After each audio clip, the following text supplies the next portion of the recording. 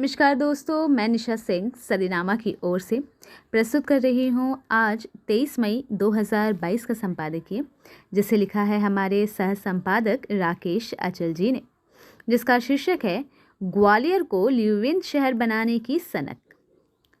विकास के नाम पर भ्रष्टाचार। शहर का विकास हो या गांव का, योजनाएं बनाई जाती है, पहल कुछ दिनों तक किया जाता है, तत्पश्चात भ्रष्टाचारियों के चंगुल में योजनाएं पूर्ण सफल नहीं हो पाती हैं और भ्रष्टाचारी अपना विकास कर लेते हैं, सरकारी पैसों से मालामाल हो जाते हैं।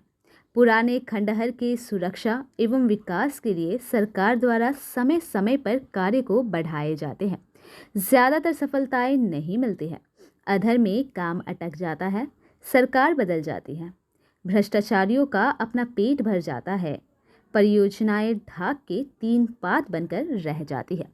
इसी पर आधारित है हमारा आज का संपादकीय, जिसका शीर्षक है ग्वालियर को लिव-इन शहर बनाने की सनक। कुछ दिनों पहले हमने बरेली शहर को स्मार्ट बनाने की योजना की समीक्षा की थी। हमारे राष्ट्र चरित्र में शहरों को सांस्कृतिक रूप से पहचान देते हुए स्मार्ट शहर बनाने का कोई ढांचा नहीं। हम कोलकाता को लंदन और पटना के शहर की सड़कों को हेमा मालिनी के गाल और काशी को क्योटो बनाने की बात करते हैं। हमारे देश में ना स्थानीय पहचानों की कमी है और ना बेहतरीन लोगों की।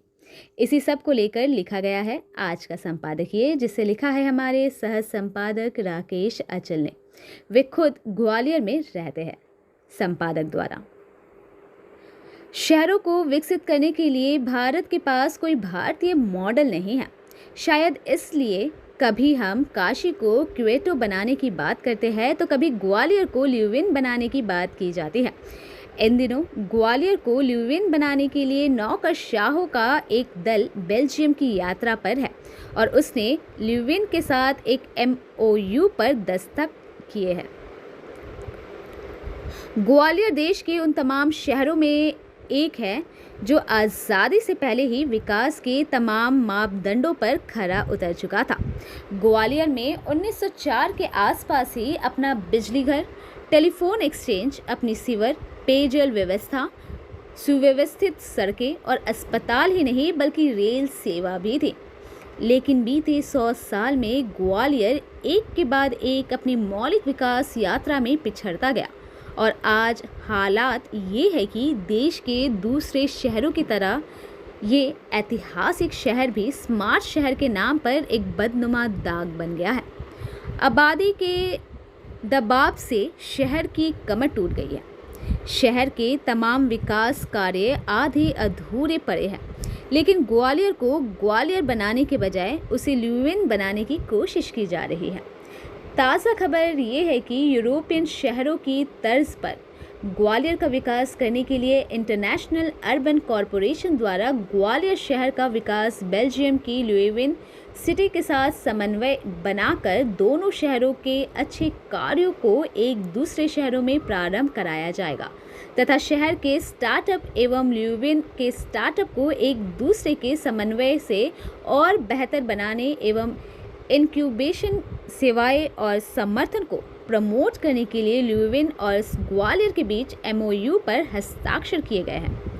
ग्वालियर से लिव-इन गए दल ने ब्रुसेल्स सिटी में यूरोपियन कमीशन के साथ नगर निगम ग्वालियर के प्रशासक एवं सभागायुक्त आशीष सक्सेना, ग्वालियर कलेक्टर कौशलेंद्र विक्रम सिंह, नगर निगम आयुक्त किशोर कनियाल और स्थानीय कोऑर्डिनेटर शिशिर श्रीवास्तव की बैठक हुई।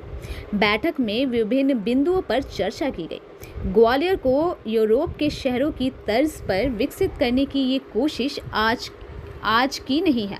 3 साल पहले भी ऐसी ही कवायद की गई थी, लेकिन ग्वालियर इस दिशा में एक कदम भी आगे नहीं बढ़ा सका। मुझे याद है कि 2018 में लिव-इन सिटी से आए 11 सदस्यीय दल ने शहर में हेरिटेज, स्वर्ण रेखा नदी और पब्लिक ट्रांसपोर्ट में काम करने की संभावनाएं तलाशी थी।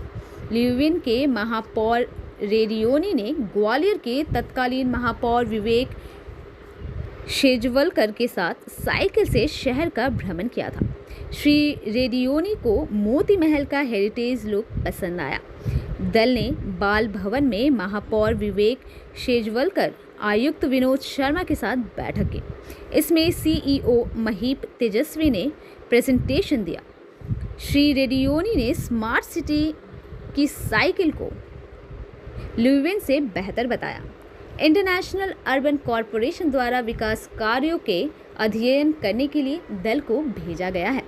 पिछले 3 साल में ग्वालियर ना river front development and water management की दिशा में कुछ कर पाया और ना ही हेरिटेज स्थल महाराज बाड़ा ल्यूवेन सिटी के सिटी स्क्वायर में तब्दील कर सका। महाराज बाड़ा आज भी बदहाल है। ग्वालियर के महाराज बाड़ा को सिटी स्क्वायर बनाने की सनक के कारण बाड़ा ना बाड़ा रहा और ना सिटी स्क्वायर बन सका। इतना ही नहीं, 3 साल पहले ल्यूवेन की कैथोलिक यूनिवर्सिटी के वाइस रेक्टर प्रोफेसर पीटर ल्यूवेंस और अकादमिक डिप्लोमेसी के हेड बार्ट हेड्रिक्स ने जीवाजी विश्वविद्यालय की तत्कालीन कुलपति प्रोफेसर संगीता शुक्ला से मुलाकात की थी। प्रोफेसर शुक्ला ने रिसर्च के आदान प्रदान संबंधी ड्राफ्ट तैयार कर प्रोफेसर ल्यूवेंस को दिया, लेकिन उस पर आज तक दस्तखत नहीं हो पाए। आपको यकीन नहीं होगा कि ग्वालियर देश की उन शहरों में भी शामिल है जिन्हें स्मार्ट सिटी परियोजना के तहत विकास के लिए अलग से पैसा दिया जा रहा है, लेकिन स्मार्ट सिटी के तहत ग्वालियर में एक राजपथ के अलावा कुछ नहीं बन सका। ग्वालियर की लोक पथ आज भी बदहाल है और पूरा शहर खुदा पड़ा है। ग्वालियर के पास प्रदेश के ही दूसरे शहरों की तरह ना अपनी कोई सिटी बस सेवा है और ना कोई दूसरी स्थानीय परिवहन व्यवस्था। इंदौर भोपाल जहां मेट्रो रेल की दिशा में काफ़ी आगे बढ़ गए हैं, वहीं ग्वालियर की अपनी शताब्दी पुरानी नैरोगेज रेल को ही बंद हुए कई साल बीत चुके हैं, जबकि यहाँ रियासत काल से नैरोगेज रेल शहर के एक बड़े हिस्से को अपनी सेवाएं देती थी।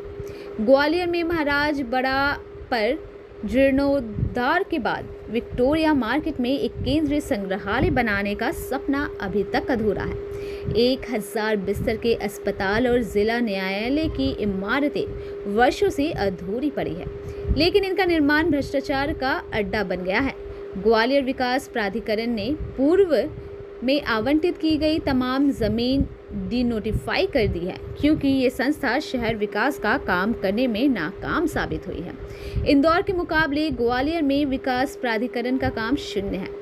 मज़े की बात यह है कि ग्वालियर के पास विकास के मसीहाओं की कोई कमी नहीं है।